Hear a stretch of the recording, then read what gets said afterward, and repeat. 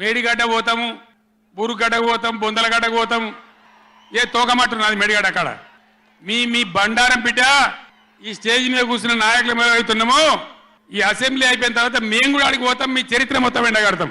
ఓ లంగ చేత పెట్టి పోయిన ప్రభుత్వాన్ని బదనాం చేయాలి, బట్టగాల్చి మీదేయాలని మేము మేడిగడ్డ పోతాం. ఏం బిక్తాం మేడిగడ్డ అక్కడ పోయి? రైతుల చెప్పులు ఎట్లుంటాయి? బందోబస్తుకుంటాయి. బాగా రైతుల చెప్పులు ఎట్లుంటాయి? బందోబస్తుకుంటాయి, గట్టిగా ఉంటాయి. ఒక్కటే చెప్పు దెబ్బతో మూడు పళ్ళు ఊసిపోతాయి. ఏం బీకనిక పోయినరని అడుగుతాడా అధ్యక్ష? మాజీ ముఖ్యమంత్రిగా 10 ఏళ్ళు పనిచేసి, కేంద్ర మంత్రిగా పనిచేసి, రాష్ట్ర మంత్రిగా పనిచేసి, శాసనసభ్యుడిగా పనిచేసి, పార్లమెంటుగా పనిచేసి, గొప్పలు చెప్పుకొని జబ్బలు జరుచుకునే ఉద్యమకారుని అనేట ఆయన ప్రధాన ప్రతిపక్ష పార్టీ హోదాలో ఉండి ఒక రాష్ట్ర ముఖ్యమంత్రిని పట్టుకొని ఏం బీకనిక పోయినావు అని అడిగితే, రా ఇప్పటికే ప్రజల్ని పాయింట్ ఊడబిక్కురు, ఉన్న అంగి చొక్కా కూడా ఊడబిక్తాం. ఇప్పటికే తెలంగాణ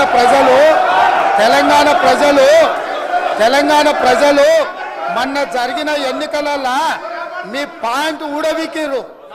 ఇవాళ ఆ పాయింట్ ఊడబీకితే చెప్పుకునే దిక్కులేక బొక్కబోర్లో పడితే బొక్కలు ఇరిగినాయి మీకు.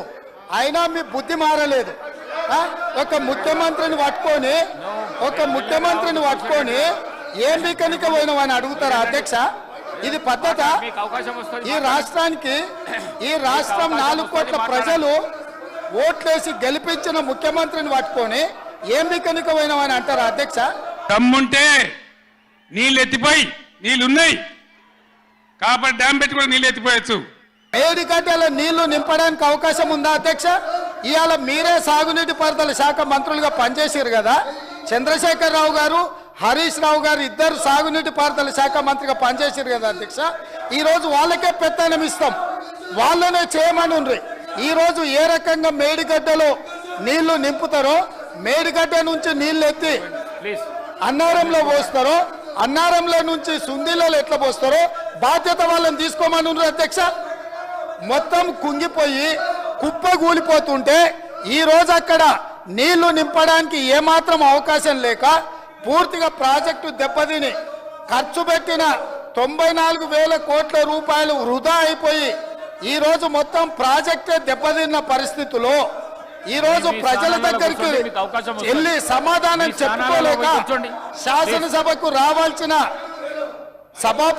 ఉపనాయకుడు ఇక్కడ సభలోకి రాకుండా పారిపోయి ఈరోజు చర్చ చేద్దామంటే రాకుండా ముఖ్యమంత్రి గారిని పట్టుకొని ఇట్లా మాట్లాడొచ్చా అధ్యక్ష? కేసీఆర్ని తిరగనియారట, తెలంగాణ తెచ్చిన కేసీఆర్ని తిరగనియారా? ఏం చేస్తారు? చంపేస్తారద్దా? చంపుతావా?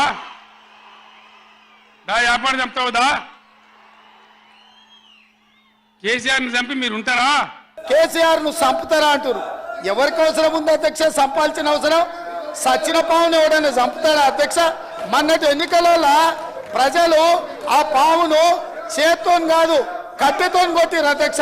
ఆ పాము ఆల్రెడీ సచ్చింది. సచిన పావును చంపాల్సిన అవసరం మాకే ఉంది అధ్యక్ష. ఈ రోజు సానుభూతి కోసము వీల్ చైర్ నాటకాలు, వీధి నాటకాలు ఏంటి అధ్యక్ష ఇది? ఈ రోజు ఈ సభలో చర్చ చేయడానికి ప్రభుత్వం సిద్ధంగా ఉంది. నిజాయితీ ఉంటే, మీరు అవినీతికి పాల్పడకపోతే, మీరు చెప్పినట్టు మేడిగడ్డలో 2, 3 పిల్లర్లు కుంగిపోతే దాని మీద తీసుకోవాల్సిన నిర్ణయాల మీద మాజీ ముఖ్యమంత్రి గారు చంద్రశేఖరరావు గారిని సభలోకి రమ్మనుండ్రి. చర్చ చేయడానికి ప్రభుత్వం సిద్ధంగా ఉంది. పారిపోయి అక్కడెక్కడో పోయి ఆడేదో ప్రగల్భాలు ఏంది అధ్యక్ష? రమ్మనుండ్రి సభకు. వాస్తవాల మీద చర్చ చేస్తాం, మొత్తం ఇక్కడ పెడతాం.